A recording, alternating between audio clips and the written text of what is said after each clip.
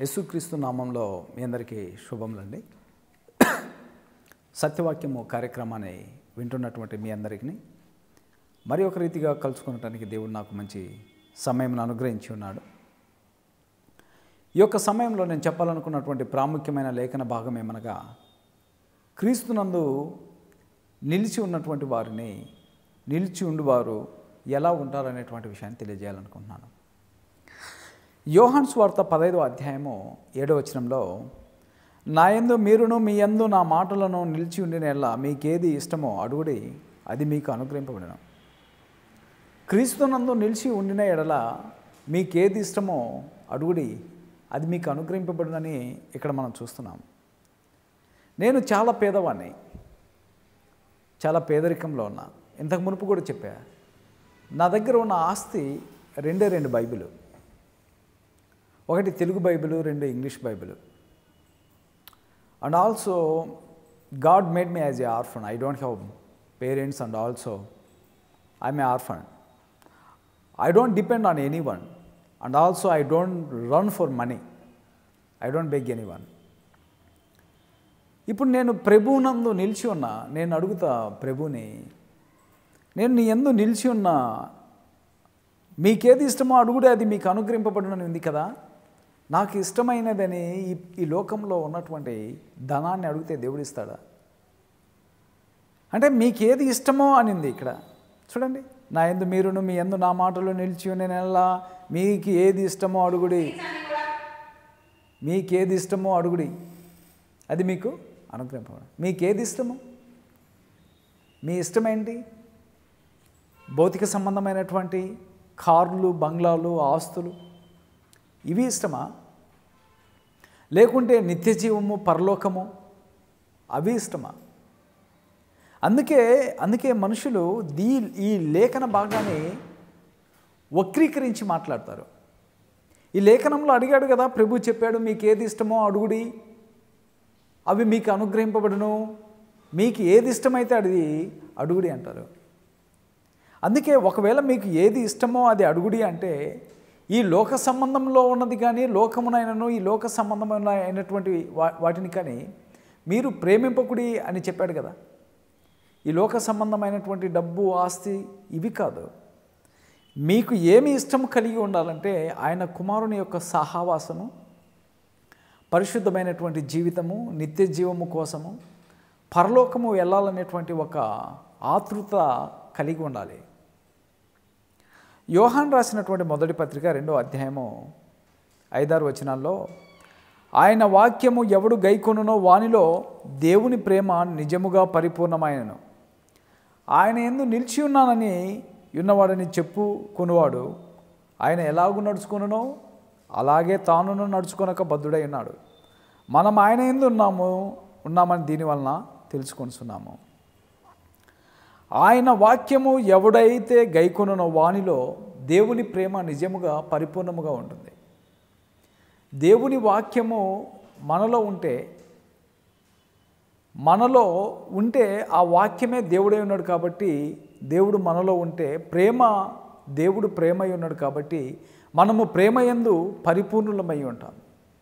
ఒక వ్యక్తి ప్రేమయందు పరిపూర్ణుడు ఎప్పుడై ఉంటాడంటే, బైబిల్ ఏం చెబుతుందనగా గాడ్ ఈజ్ లవ్ అనింది. దేవుడు ప్రేమై ఉన్నప్పుడు, దేవుడు వాక్యమై ఉన్నప్పుడు, ఆ వాక్యము, ఆ ప్రేమ అనబడినది నీలో ఉన్నప్పుడు నీవు ప్రేమలో పరిపూర్ణుడు అయి ఉంటావు అనింది. ఆయన యందు నిలిచి ఉన్నవాడని చెప్పుకునేవాడు ఆయన ఎలాగూ నడుచుకున్నో అలాగే తాను నడుచుకుని బద్ధుడై ఉన్నాడు. ప్రభువు భూమి మీద శరీరధారిగా ఉన్నప్పుడు ఆయన ఎలాగూ నడుచుకునేనో మనము కూడా అలాగూ నడుచుకునటానికి బద్ధులమై ఉన్నాము అని యోహాను చెప్తున్నాడు. అయితే యోహాను రాసినటువంటి మొదటి పత్రిక 3వ అధ్యాయము 6వ వచనంలో, ఆయన యందు నిలిచిండు వాడెవడనో పాపం చేయడు, పాపం చేయవాడు ఎవడనో ఆయన చూడనే లేదు, ఎరుగను లేదు. ఇప్పుడు ఆయన యందు మనము నిలిచి ఉండి మనం పాపం చేయలేము. ఆయన యందు నిలిచిండు వాడు ఎవడనో పాపం చేయడు, పాపం చేయవాడు ఎవడనో ఆయన్ను చూడను లేదు. ఇప్పుడు మనం ప్రభునందు ఉన్నాము, ఆయనతో అంటుకట్టబడ్డాము. బాప్తిసం పొందిన తర్వాత ఆయన మనలోనికి వచ్చి ఉన్నాడు. ఆయన స్వరూపంలోనికి మనము మార్చబడి ఉన్నాము, పరిశుద్ధులము నీతిమంతులమై ఉన్నాము. ఇప్పుడు ఆయన యందు నిలిచి ఉండేవాడు ఎవడునో పాపం చేయడు. పాపం చేసేవాడు ఆయన యందు నిలిచి ఉండడు. శరీర సంబంధులు అనగా ఈ లోక సంబంధమైనటువంటి శరీరాశ, నేత్రాశ, జీవపుడమము, ఈ 3 ఆశలు కలిగినటువంటి వ్యక్తి ప్రభునందు నిలిచి ఉండడు. అతను ఎప్పుడైనా లోకంలో పడిపోతాడు.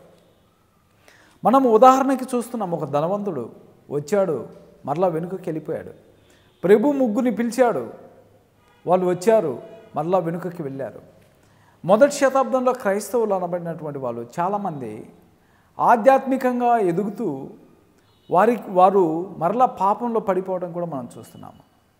ఎప్పుడైతే మనిషికి శరీర సంబంధమైనటువంటి ఆ ఆశలు, శరీర సంబంధమైనటువంటి ఆ కోరికలు ఎప్పుడైతే ఉండవో అతను ప్రభు యందు నిలిచి ఉంటాడు.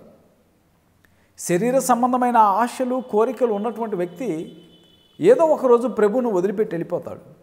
రక్షణ అయినా కోల్పోతాడు, విశ్వాసంలోంచైనా భ్రష్టుడైపోతారు. అందుకు పౌలు తీమోతికి కూడా, తీమోతి రాసిన మొదటి పత్రిక 6వ అధ్యాయం 9వ వచనంలో, ఓ తీమోతి, అనేకులు ధనాపేక్ష కలిగినటువంటి వారు భ్రష్టులైపోయినారు, నీవైతే వాటిని విసర్జించమని చెప్పాడు. అంటే శరీర సంబంధులు ఎవరు కూడా ప్రభు యందు నిలిచి ఉండలేరు, ధనాపేక్ష గలవారు.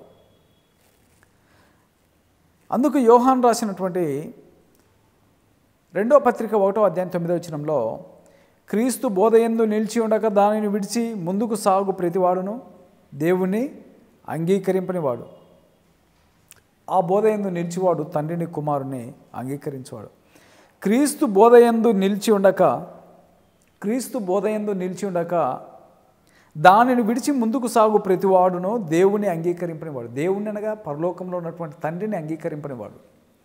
క్రీస్తు ప్రభువారు ఏమైతే బోధించాడో, ఏమైతే బోధించమని చెప్పాడో, ప్రభు దగ్గర ఏమైతే నేర్చుకున్నారో, ఆ తర్వాత పరిశుద్ధాత్ముడు వచ్చినప్పుడు అపోస్తులు కూడా అవే బోధించడం జరిగింది. అందుకని ఎవరైతే క్రీస్తు బోధ యందు నిలిచి ఉండు దానిని విడిచి ముందుకు సాగు ప్రతివాడు దేవుని అంగీకరింపనివాడు. లోకంలో 2 రకాల బోధలు ఉన్నాయి. ఒకటి క్రీస్తుని గూర్చిన బోధ ఉంది, రెండవది దెయ్యమును గూర్చినటువంటి బోధ ఉంది. సువార్త ఉన్నది, భిన్నమైన వార్త ఉన్నది. సత్యవాక్యం ఉన్నది, కల్పనా కథలు ఉన్నవి. అందుకని క్రీస్తు బోధ ఏదైనది మనిషి పరిశోధించాలి. మొదట క్రీస్తునందు నిలిచి ఉన్నటువంటి వ్యక్తులు ఎవరనగా సత్యవాక్యంలో ఉన్నటువంటి వారు క్రీస్తునందు నిలిచి ఉంటారు, అసత్యంలో ఉన్నటువంటి వారు కాదు. లేకుంటే కల్పనా వాక్యములు, ముసలమ్మ ముచ్చట్లు, చెరుపురుగోరి బోధలు, జ్ఞానయుక్తమైన తీయని మాటలు, ఇహలోక సంబంధమైనటువంటి ఆచారములకి, లేకుంటే లోక సంబంధమైనటువంటి శరీరపు కోరికలకు వీరంతా కూడా ప్రభునందు నిలిచి ఉండలేరు.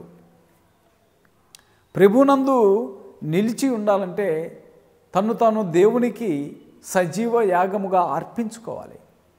నీలో ఎప్పుడైతే ఈ యొక్క శరీర సంబంధమైనటువంటి ఆ కోరికలు అనేది దేవుని వాక్యము చేత చంపుకోవాలి,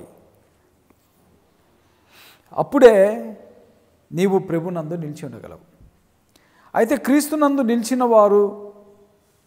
వారికి ఏం జరుగుతుంది అనే విషయాన్ని తెలియజేస్తున్నాను.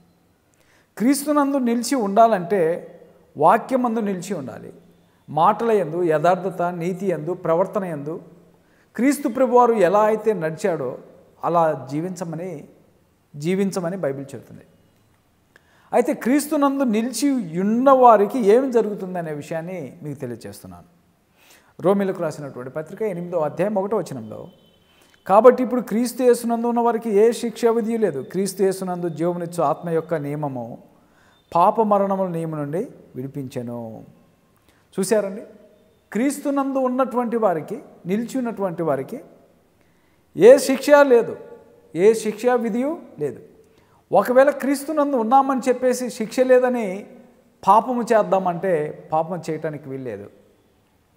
ఒకసారి నీవు వెలిగింపబడిన తర్వాత మరలా చీకటి వైపు తిరగకూడదు. నీవు కృపచేత అనగా దేవుని యొక్క మహాకృపచేత రక్షింపబడిన తర్వాత శిక్ష లేదని, స్వాతంత్రం ఉన్నదని ఆ స్వాతంత్రమును నీవు దుర్వినియోగపరచకూడదు.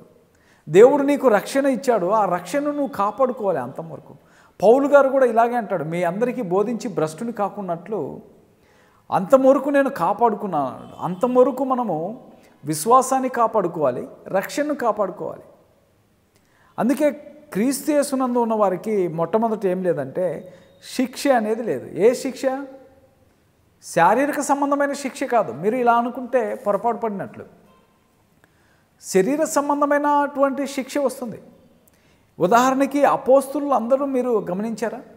వాళ్ళంతా క్రీస్తునందు ఉన్నటువంటి వారు. వారు ఎటువంటి శిక్షలు అనుభవించారు? జైలుకు పంపబడ్డారు, రాళ్లతో కొట్టబడ్డారు, బెత్తములతో కొట్టబడ్డారు, కొరడాలతో కొట్టబడ్డారు. భౌతిక సంబంధంగా వారందరినీ కూడా చంపివేయటం కూడా జరిగింది. క్రీస్తు యేసునందు ఉన్న వారికి ఏ శిక్ష, అక్కడ ఉన్నటువంటి మాట ఏ శిక్ష విధియు లేదంటే, ఏ అనేటువంటి పదాన్ని భౌతిక సంబంధమైనటువంటి శిక్ష లేదని కాదు దాని అర్థం. ఆత్మ సంబంధంగా నీవు నీతిమంతుడు అయిన తర్వాత ఆ రక్షణ నిమిత్తము నిత్య జీవము వెళ్ళటానికి పాపము నుండి విడుదల పొంది నీతిమంతుడిగా జీవించుతున్నావు. కాబట్టి పాపమునకు ఇక అధికారము నీ మీద లేదు కనుక పాపమునకు నీ మీద శిక్షించేటువంటి అధికారం లేదని అర్థం. అందుకే అంటాడు 2వ వచనంలో, క్రీస్తు యేసునందు జీవమునిచ్చు ఆత్మ యొక్క నియమము ఎక్కడి నుంచి విడిపించింది? పాప మరణములో నుంచి మనల్ని విడిపించింది, పాప బంధకాలలో నుంచి మనల్ని విడిపించింది. అందుకే క్రీస్తునందు నిలిచి ఉన్న వారు ఎవరంటే వారికి ఈ లోక సంబంధమైన శిక్ష ఉండొచ్చు, పరలోక సంబంధమైనటువంటి శిక్ష ఉండదు. వాళ్ళు ఇంకా ఏంటంటే పాప మరణము నుంచి విడిపించిన వారు. మరణం అంటే శారీరక సంబంధమైనటువంటి మరణం కాదు, ఇది ఆత్మ సంబంధమైనటువంటి మరణము. భౌతిక సంబంధమైనటువంటి మరణము అందరూ ఖచ్చితంగా మరణించాల్సిందే. డేవిడ్ పాలనబడిన నేను కూడా ఒక దినాన ఖచ్చితంగా మరణించాలి. ప్రాణము నాలో ఉన్నది, నాలో ప్రాణం ఉన్నది, ఆత్మ ఉన్నది, దేహం ఉన్నది. నా ప్రాణాన్ని నా సమయము, నాకు మరణం అనబడిన సమయం వచ్చినప్పుడు నేను నా ప్రాణంతో నా ప్రాణమా ఇంకొక 4 సంవత్సరములు నువ్వు ఎక్కువ జీవించు అని అంటే అది నా మాట విందు. మన ప్రాణము మన మాట వినదు. ఒకవేళ మన ప్రాణం మన మాట వినే మాట అయితే నేను ఇంకా నా మరణానికి ముందు ఒక 10 సంవత్సరాలు ఎక్కువగా జీవించాలని ఆశపడి జీవించని నేను చెబితే నా ప్రాణం నా మాట వినదు. అది ఎవరి చేతిలో ఉందంటే దేవుని యొక్క చేతిలో ఉన్నది. ఇక్కడ మరణము అంటే అది శారీర సంబంధమైనటువంటి మరణం కాదు, ఆత్మ సంబంధమైన మరణం నుంచి మనం విడిపించబడినాం. అనగా ఆ యొక్క నరకము అనబడినటువంటిది, పాతాళ లోకం అనబడినటువంటి, అగ్ని గంధకములు అనబడినటువంటి ఆ పాప మరణము నుంచి మనం విడిపించబడి నీతిమంతులుగా తీర్చబడి ఉన్నాము. పాపం మనిషిని మరణంలో బంధించింది. ఈ బంధకంలో నుంచి విడుదల పొందటానికి పాపం అనబడు బానిసత్వం నుండి మనల్ని స్వతంత్రులుగా చేశాడు. పాపము మనిషిని ఏం చేసిందంటే బంధించింది. ఆ బంధకాలలో నుంచి విడిపించడానికి దేవుడు మనకి ఏమిచ్చాడంటే తన వాక్యాన్ని ఇచ్చాడు. మనల్ని పాప బంధకాల నుంచి విడిపించేది ఎవరైనాగా దేవుని యొక్క వాక్యము. దేవుని యొక్క వాక్యం వినాలి, విశ్వసించాలి, మారు మనసు పొందాలి, ఒప్పుకోవాలి, బాప్తిసం పొందాలి. ఆ బాప్తిసం పొందినటువంటి వారికి దేవుని యొక్క వాక్యము ఆ బంధకాలలోంచి విడుదల చేసి, పాపమన బానిసత్వం నుంచి విడుదల చేసి క్రీస్తునందు మనల్ని స్వతంత్రులుగా చేస్తుంది. అందుకే క్రీస్తునందు నిలిచి ఉన్న వారికి జరిగేటువంటిది ఏంటంటే మొట్టమొదట లోకంలో శిక్ష ఉంటుంది, పరలోకంలో శిక్ష ఉండదు. మరణము నుంచి తప్పించబడతారు. అనగా శారీరక సంబంధమైన మరణం కాదు, ఆత్మ సంబంధమైన మరణం నుండి మనం తప్పించబడతాము. యోహాను సువార్త 10వ అధ్యాయం 11వ వచనంలో, నేను గొర్రెలకు మంచి కాపరి గొర్రెల కొరకు తన ప్రాణము పెట్టును. యేసుక్రీస్తు ప్రభువారు మన కొరకు ఏం పెట్టాడంటే తన ప్రాణాన్ని పెట్టాడు. తన ప్రాణాన్ని ఎందుకు పెట్టాడంటే మనల్ని పాప బంధకములలోంచి విడుదల చేయడానికి. మనం అందుకు లేఖనాలు ఎఫెసీయులకు రాసిన పత్రిక 2వ అధ్యాయము 1వ వచనంలో చూస్తాము. ఇంకా చాలా లేఖనాలు కూడా లేఖనము ప్రతి మనిషిని పాపంలో బంధించినదని కూడా వ్రాయబడింది. ఆజ్ఞ ఎప్పుడైతే వచ్చిందో పాపం వచ్చిందో, ఆజ్ఞ లేనప్పుడు పాపము మృతమని వ్రాయబడింది. ఎప్పుడైతే మళ్ళీ దేవుని యొక్క వాక్యము మనం ఎప్పుడైతే విని విశ్వసించి మారు మనసు పొంది ఒప్పుకుని బాప్తిసం పొందుతామో మనం ఆ పాపపు బంధకాల్లోంచి విడుదల పొంది పరిశుద్ధులుగా ఉండి తన కుమారుని యొక్క స్వరూపంలోనికి మార్చబడతాం. ఎఫెసీయులకు రాసిన పత్రిక 1వ అధ్యాయంలో 3వ వచనంలో మన ప్రభు అయిన యేసుక్రీస్తు యొక్క తండ్రియగు దేవుడు స్తుతింపబడును గాక, ఆయన క్రీస్తునందు పరలోక విషయంలో ఆత్మ సంబంధమైన ప్రతి ఆశీర్వాదమును మనకు అనుగ్రహించను. ఇప్పుడు క్రీస్తునందు ఉన్నటువంటి వారికి ఏముంటాయంటే ఆత్మ సంబంధమైనటువంటి ఆశీర్వాదాలు ఉంటాయి, భౌతిక సంబంధమైనటువంటి ఆశీర్వాదాలు కాదు. ద్వితీయోపదేశ కాండం 28వ అధ్యాయంలో ఇజ్రాయేలుకి నీవు ఇంటిలోనికి వచ్చినప్పుడు బయటికి వెళ్ళినప్పుడు నీ పిండి నీ తొట్టి ఇవన్నీ కూడా నీ మంద నీ ఎడ్లు గొర్రెలు గాడిదలు అన్నీ కూడా ఆశీర్వదించబడతాయి అన్నాడు.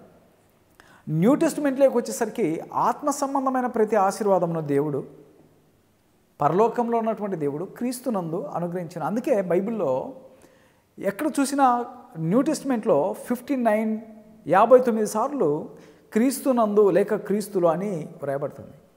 క్రీస్తునందు అంటుకట్టబడతా, క్రీస్తునందు మృతి చెందిన మృతులు ధన్యులు, క్రీస్తులో ఆత్మ సంబంధమైన ఆశీర్వాదములు, క్రీస్తులో రక్షణ, క్రీస్తులో పరిశుద్ధత, క్రీస్తు ద్వారా సర్వ పరిపూర్ణత కలిగి ఉండుట, ప్రతిదీ క్రీస్తునందు లేక క్రీస్తులో జీవించుట అనేది మనం ఎక్కువగా చూస్తున్నాము. అందుకే క్రీస్తునందు ఉన్న వారికి ఆత్మ సంబంధమైనటువంటి ఆశీర్వాదములు. ఈ ఆత్మ సంబంధమైనటువంటి ఆశీర్వాదాలు అంటే ఏంటంటే, ఒకటి రక్షణ అనేది అది ఆత్మ సంబంధమైన ఆశీర్వాదం. క్రీస్తునందు ఉన్నటువంటి వారికి మాత్రమే ఇది దొరుకుతుంది, బయట ఉన్నటువంటి వారికి దొరకదు. అదేంటంటే రక్షణ అనేది పరిశుద్ధాత్మను వరాన్ని పొందటం ఆత్మ సంబంధమైన ఆశీర్వాదం. దేవుని కుమారుడిగా నువ్వు ముద్రింపబడటము, దేవుని యొక్క రాజ్యంలో వారసుడిగా నీవు జీవించడము, ఇవి ఆత్మ సంబంధమైనటువంటి ఆశీర్వాదములు పరలోకంలో ఉన్నటువంటి తండ్రి మనకు క్రీస్తులో అనుగ్రహించి ఉన్నాడు. అందుకని క్రీస్తునందు ఉన్న వారికి ఏం జరుగుతుందంటే మొట్టమొదట పాప క్షమాపణ, రక్షణ, పరిశుద్ధత, ఆత్మ సంబంధమైనటువంటి ఆశీర్వాదము, దేవుని కుమారునిగా ముద్రింపబడుట, నిత్య జీవము కలుగుట. ఇవి క్రీస్తునందు నిలిచి ఉన్నటువంటి వారికి జరిగేటువంటివి. అంతేకాదు క్రీస్తునందు నిలిచి ఉన్నానని చెప్పుకున్నవాడు పడిపోకున్నట్లు కాపాడుకోవాలి. నేను క్రీస్తునందు నిలిచి ఉన్నానని చెప్పి నువ్వు మరలా పాపంలో పడిపోకూడదు. క్రీస్తునందు నిలిచి ఉన్నానని చెప్పి మరలా నువ్వు వెనుకున్నటువంటి మూలపాఠముల వైపు తిరగకూడదు. క్రీస్తునందు ఉన్నానని చెప్పేసి మరి నీ యొక్క ప్రాచీన స్వభావము కలిగినటువంటి దుష్ట స్వభావము మరలా నీ యొక్క జీవితంలోనికి అలా వెళ్ళకూడదు. నీవు ఆత్మ సంబంధమైనటువంటి వ్యక్తిగా నీవు వెలిగింపబడినప్పుడు ఆత్మ సంబంధమైన జీవితంలోనే జీవించాలి.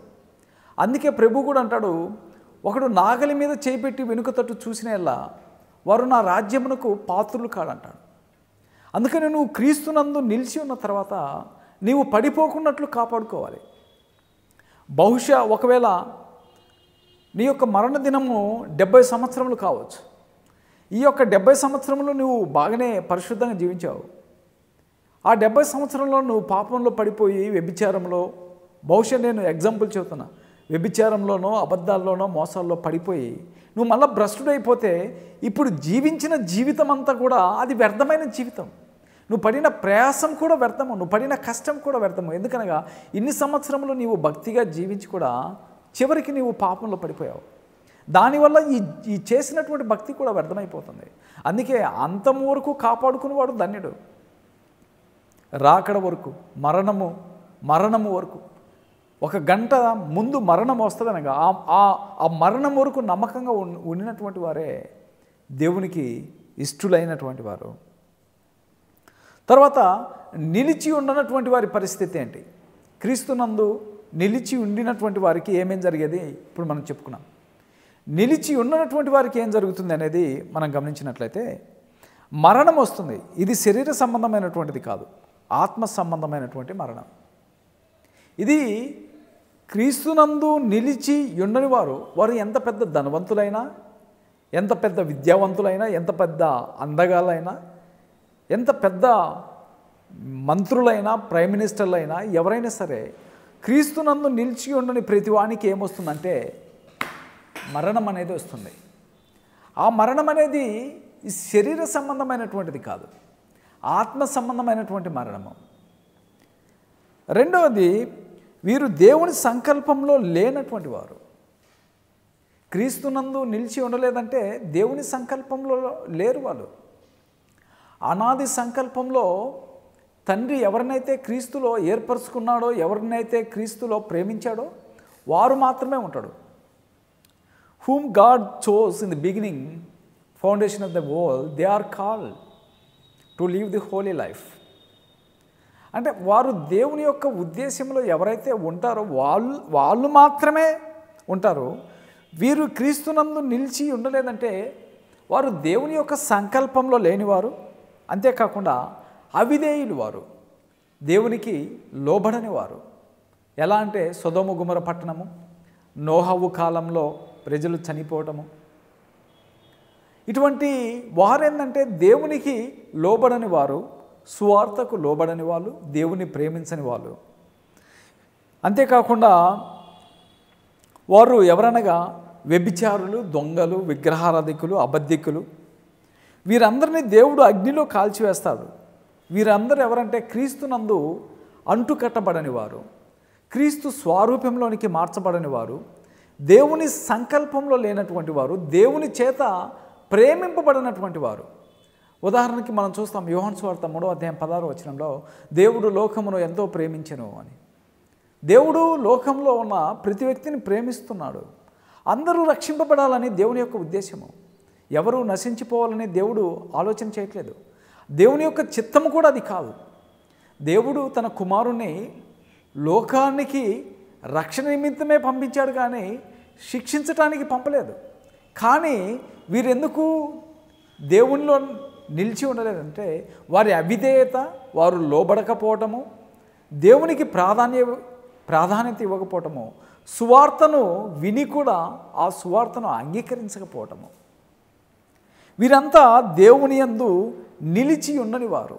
వీరందరికీ దేవుడు ఏమని అనుగ్రహిస్తాడంటే ఆరని అగ్నిగంధకము ఇస్తాడు. ఆధ్యాత్మికంగా ఫలించినటువంటి వారు కూడా ఉన్నారు. దేవుని మాటను ధిక్కరించువారు, వారు ప్రకృతి సంబంధులు, శరీర సంబంధులు, భూ సంబంధులు, జీవగ్రంథంలో పేరు లేనటువంటి వారు.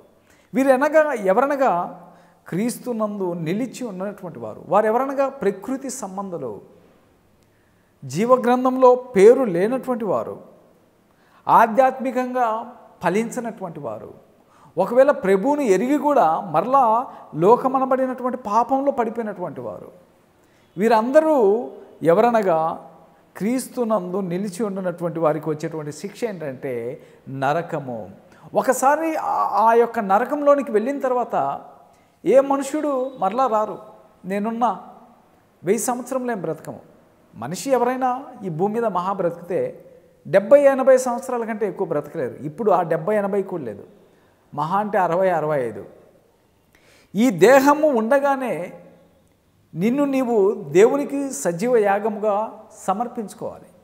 ఈ దేహమును వదిలిపెట్టిన తర్వాత నీకు రక్షణ పొందటానికి అవసరత జీవితం లేదు. ఇక చాలామంది ఉద్దేశం ఏంటంటే మరణించిన తర్వాత ఇక జీవితము లేదు, ఇంతటితోటి చాప్టర్ క్లోజ్ అవుతున్నది అనుకుంటున్నాడు. చాలా అవిధేయత అది, చాలా అజ్ఞానం అది, మూర్ఖులు మాట్లాడేటువంటి మాటలు. మనిషి ఎప్పుడైతే తన దేహమును వదిలిపెట్టిన తర్వాత అప్పుడే నిజమైనటువంటి జీవితము స్టార్ట్ అవుతుంది. నిజ జీవితము మనిషి దేహముతో ఉన్నప్పుడు కాదు, దేహమును వదిలిపెట్టిన తర్వాత మనిషి మరణించిన తర్వాత మనిషికి మరలా జీవితము ఉన్నది. ఆ జీవితం ఏంటంటే ఈ మనిషి భూమి మీదకి యాత్ర చేయటానికి వచ్చాడు. మనమంతా యాత్రికులం. ఈ భూమి మీద ఉన్నప్పుడు మనిషి చేసినటువంటి చెడు కార్యములు, అబద్ధములు, మోసములు, వ్యభిచారములు, అక్రమములు, వీటన్నిటిని బట్టి శిక్ష అనుభవించేది శరీరము కాదు, నీ ఆత్మ అనుభవిస్తుంది. ఈ శరీరముతో శరీరముతో పాపము చేశావు. ఆ శరీరమును పాపము చేయటానికి నీ యొక్క ఆత్మ అది లోబడక, దేవుని వాక్యానికి లోబడక నువ్వు పాపం చేశావు. ఆ శరీరం ఏం చేస్తుందంటే ఇప్పుడు నీ ఆత్మను నరకానికి తీసుకెళ్లేలా చేస్తుంది. అందుకే బైబిల్లో కూడా చూడండి, యేసుప్రభు వారు అంటాడు, శరీరమును చంపువాడికి భయపడక ఆత్మను దేహమును రెంటిను చంపువాడికి భయపడు. ఆత్మను ఏ మనుషుడు చంపలేడు, శరీరమును చంపగలడు, ఆత్మను ఎవరు చంపలేరు. అందుకని క్రీస్తునందు నిలిచి ఉన్నటువంటి వారికి శిక్ష ఏంటంటే నిత్య అగ్ని గంధకాలు. నువ్వు ఎంత పెద్ద వ్యక్తివైనా సరే, నువ్వు ఎంత ధనవంతుడివైనా సరే, నువ్వు ఎవరివైనా ఉండొచ్చు, ప్రభు దగ్గర నేను పెద్ద ధనవంతుడని పెద్ద వ్యక్తినని చెప్పుకునేటువంటి అధికారము ధైర్యము మనుషుడికి లేదు. చివరిగా ప్రకటన గ్రంథం 13వ అధ్యాయము 8వ వచనంలో, భూనివాసులందరూ అనగా జగత్ ఉత్పత్తి మొదలుకొని వధింపబడి ఉన్న గొర్రెపిల్ల యొక్క జీవగ్రంథము ఎవరి పేరు వ్రాయబడలేదో వారు ఆ మృగమునకు నమస్కారము చేదురు. ఎవరి పేరైతే జీవగ్రంథంలో లేదో వారు ఆ మృగమునకు నమస్కారము చేయవారు. సహోదరుడా, క్రీస్తుని యందు నిలిచి ఉన్నటువంటి వారికి వచ్చేటువంటి శిక్ష ఏంటంటే నిత్య అగ్ని, నరకము. చాలామంది హైందవులలోంచి క్రైస్తవులైనటువంటి వాళ్ళు మొదట భక్తిగానే ఉంటారు. కొంతమంది యవనస్తులు ఎలా ఉన్నారంటే, అంటే భారతదేశంలో ఉన్న ప్రతి వాళ్ళు హిందువులే, యూదులు ఇజ్రాయెల్ ఎవరేం లేరు. భారతదేశంలో ఉన్న ప్రతివారు ఏ జాతి అయినా కూడా అందరూ హిందువులే, యూదులేం కాదు. ఇక్కడ యూదులు ఇజ్రాయెల్ ఏం కాదు, అందరూ హిందువులలోంచి క్రైస్తవులు అనబడిన వాళ్ళే. కొంతమంది విగ్రహారాధనలోంచి బయటకు వచ్చి కూడా వారు తమ తల్లిదండ్రులకు లోబడి తమ ఆధ్యాత్మిక జీవితం, ఒకవేళ తల్లిదండ్రులు విగ్రహారాధన చేస్తే పిల్లలు ప్రభువుని ఎరిగి ఉంటే దేవుని యొక్క సంకల్పం అది ప్రభువుని ఎరగటం, తల్లిదండ్రులను బట్టి కాదు. వారు ఆ తల్లిదండ్రుల మాటలు విని మరల వాళ్ళు ఆధ్యాత్మిక జీవితంలో వెనువైపు తిరుగుతున్నారు. చాలామంది యవనస్తులు ఈ జనరేషన్లో ఎలా ఉన్నారంటే, ఏదో ఒక రీతిగా ప్రభు యొక్క మాటలు విని, సువార్త విని, యూట్యూబ్ ఛానల్ ద్వారా కానీ టీవీ ప్రోగ్రాం ద్వారా కానీ విని దేవుని యొక్క మాటలు విని లోపడుతున్నారు, సువార్త వింటున్నారు, మందిరానికి వెళ్తున్నారు. కానీ ఎప్పుడైతే తల్లిదండ్రులు ఒత్తిడి చేస్తుందనే మరల వాళ్ళు బైబిల్ వదిలిపెట్టి, క్రీస్తుని వదిలిపెట్టి, తల్లిదండ్రుల మాటలు వదిలి తమ ఆధ్యాత్మిక జీవితంలో నుంచి భక్తిహీనురాలుగా మారిపోతున్నారు. అటువంటి వారందరూ కూడా ఎవరంటే క్రీస్తునందు నిలిచి ఉండినటువంటి వారు. వారందరికీ కూడా దేవుడు ఏమి అనుగ్రహిస్తాడంటే నిత్య అగ్ని అనేది అనుగ్రహిస్తాడు. మళ్ళీ సత్యవాక్యము కార్యక్రమాన్ని చూస్తున్న సహోదరుడా, క్రీస్తునందు నిలిచి ఉన్నవారు ఎవరనగా దేవుని వాక్యమందు నిలిచి ఉన్నవారే క్రీస్తునందు నిలిచి ఉన్నవారు. దేవుని మాటకు లోబడుట, దేవుని మాటకు విధేయత కలిగి జీవించుట. అయితే నిలిచి ఉన్నటువంటి వారికి జరిగేటువంటి ఏమి జరుగుతుందంటే రక్షణ, పరిశుద్ధత, నీతిమంతులగుట, నిత్య జీవం పొందుట, దేవుని కుమారుడని ముద్రింపబడుట ఆత్మ సంబంధమైనటువంటి ఆశీర్వాదములు.